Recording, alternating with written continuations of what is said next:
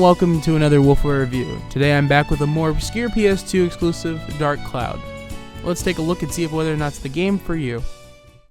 The game opens up in a dark ritual with synchronized dancers and ominous music. To really know what's going on is important.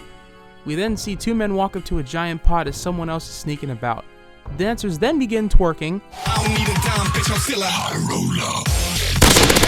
Then a giant purple genie pops out and rides to a village called Naroon just to crash all their fun.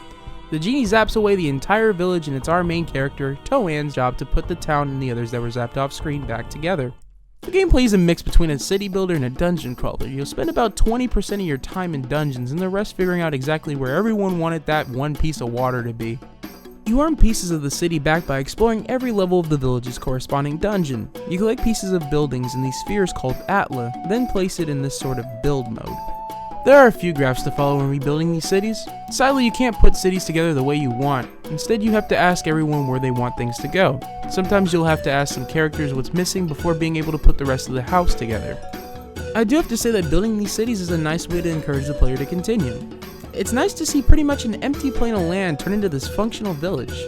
Of course, Naroon isn't the only town you build. There are a handful of towns such as Queens or Matataki, as well as a chance to build a giant robot at the end of the game with the same city building mechanics. So far the game sounds great, right? Well, there are a few downsides. For instance, weapons break in this game. I find this very irritating since I can't depend on some weapons like the Sun Sword because it breaks easily at first. Usually I choose a weapon that doesn't break as easily, power it up, then status break it, to give its power to another new shiny sword. Did I also mention that weapons that aren't your original weapon, for instance Toan's dagger, disappear after they break? Even weapons that are a one-time only deal disappear. Of course there are things like repair powder, but I find this mechanic pointless. Shooting a gun 20 times shouldn't break it. Another downside is that bosses take forever to kill. Unless you grind and try your best to get that extremely fragile sword up. They're almost as bad as Destiny's bosses. But anyways, soon in the game you'll realize that you can play as many other characters with their own abilities. Xiao has a slingshot and can jump across dangerous pits.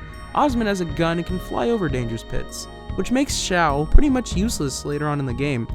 And then you have Umgaga that uses staves along with a few others. The only thing I can say these characters help Toan in, besides longer ranging items, is being able to get past obstacles. Like I said before, there are pits that Toan can't jump over, but each character has its own obstacle. It can get quite annoying sometimes when you need to switch characters just to fly or jump over a pit. There are also these sort of quick time battles you do sometimes. I don't really mind them too much since they're not all over the game and they're pretty easy. These are pretty much the only things that break up the monotony of going into dungeon, getting Atla, rinse and repeat. So overall, is Dark Cloud worth getting? If you like 3D dungeon crawlers, go right ahead. I think it's worth giving it a shot. I really like this game even with its flaws. There's also a sequel that we'll get to soon enough. Until then, stay tuned.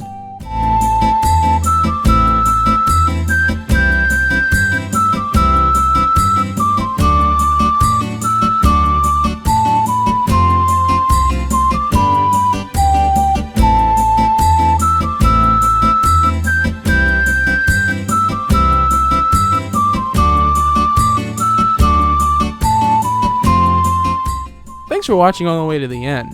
Here are some videos you can watch instantly through the power of the interwebs. Make sure to subscribe if you feel like our videos are your type of thing. See you in the next review.